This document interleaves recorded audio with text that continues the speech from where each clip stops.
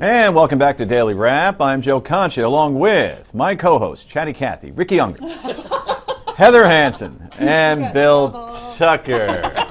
We were having an important conversation. Yes, yes. We can't let our show interfere with our social life. That's right. Anyway, the head of the Washington State chapter of the NAACP has resigned. This after it was revealed she's been lying about being black for years when she's actually biologically white. The incident has sparked a national controversy over race, ethnicity, and self-identity. In a statement today, Rachel Dolezal, how do we pronounce it officially? Dolezal, thank you. Says today, and we quote, "The dialogue has unexpectedly shifted internationally to my personal identity in the context of defining race and ethnicity. It is with complete allegiance to the cause of racial and social justice and the NAACP that I step aside from the presidency and pass the baton to my vice president." Wow, so official, just so orderly. You didn't see that coming. Anyway, her estranged parents, who revealed their daughter's secret, spoke on ABC's Good Morning America. Hey, Rachel, we love you. We hope you'll get the help you need to deal with your own personal issues so that you can know and believe and speak the truth. Yep, you throw somebody under the bus, and that's a way to say I love you to their daughter. On Friday, NAACP officials stood by Miss, how do you pronounce it again? Dolezal. Dolezal, thank you. Did she have no other choice than to resign, Miss Hansen?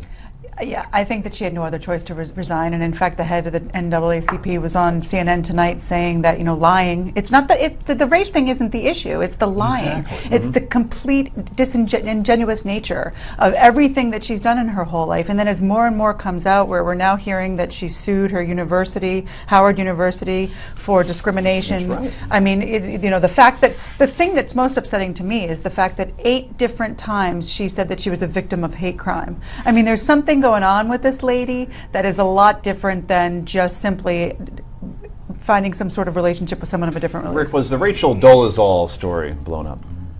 Yeah, I mean, look, I mean, what she did was messed up.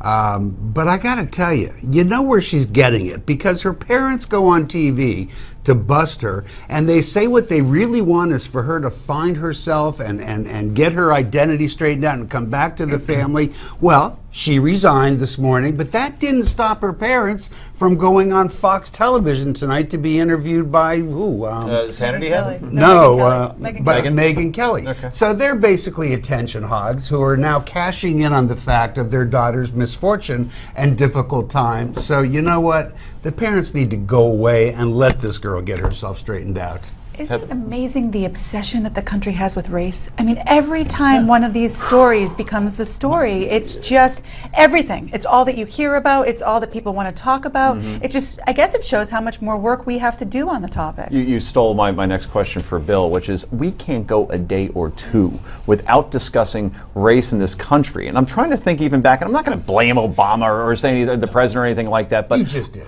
No. But I'm just saying, I don't remember this even like 4 or 5 years ago, but now the only conclusion I can come to is that the media loves race stories because it's easy, because they're colors, and it's easy to absorb, and they rate. No matter what, these sort of things rate. No, I'm at a loss to go into what our fascination is, because honestly and truly, it's as if we had never seen people of color before, except for the last maybe 4 or 5 years when suddenly it dawned on us, oh, not only are there blonde-haired and red-haired people, there are also black and white people. Holy cow, let's make a story out of this. To a certain extent, I'm very sympathetic with this woman, and to a certain extent, I find humor in it. If this woman thinks she's black under the rules of contemporary society, well, then she is black. Because that's what we've come to decide. And I understand her defenders, because apparently she was a very good president of the Spokane chapter. So, yeah, does the woman have some issues? Yes, but I don't know that she's as screwed up as everybody wants to make her to be. Do you think she actually coerced herself into believing that she was black? I don't know what's going on inside her head. I don't even want to be in there. I don't want to pretend like I understand it. But, you know, by all accounts, this woman served well as president. And the truth is, this should never have been as big of a story as it became. This shows you what happens when we hit the doldrums of summer. Yeah, I don't think it's that, Rick. You I think it's people, a race thing? People are interested in this, and I do think this conversation is a good one. But it's not.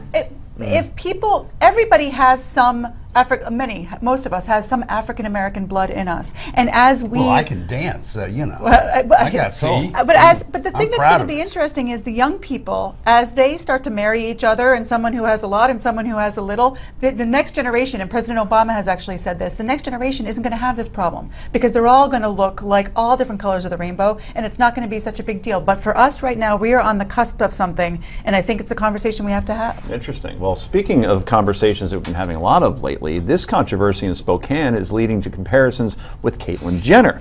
If it's okay for the former Olympian to be accepted as transgendered, then why can't Rachel Dolezal be accepted as transracial? Well, take it away. Why not? Let the woman be what she wants to be. I'm sure there's a better technical response to that, and I've read all of the different reasons. I don't care.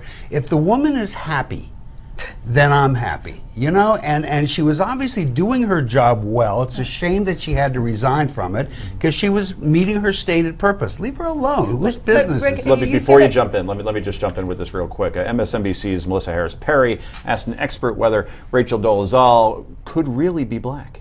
I wonder, can it be that one would be cis black and trans black? That there is actually a different category of blackness that is about the achievement of blackness despite one's parentage. Is that possible? It's absolutely possible. I mean, why not? I mean, I think that one thing that she said that I found so fascinating was she said her identity is multi-layered. Bill, the last word? No, Bill Clinton. Or is he often referred to as the first black president ever. Very good. So this controversy had precedence. Anyway, stay right there. Back with more in a moment.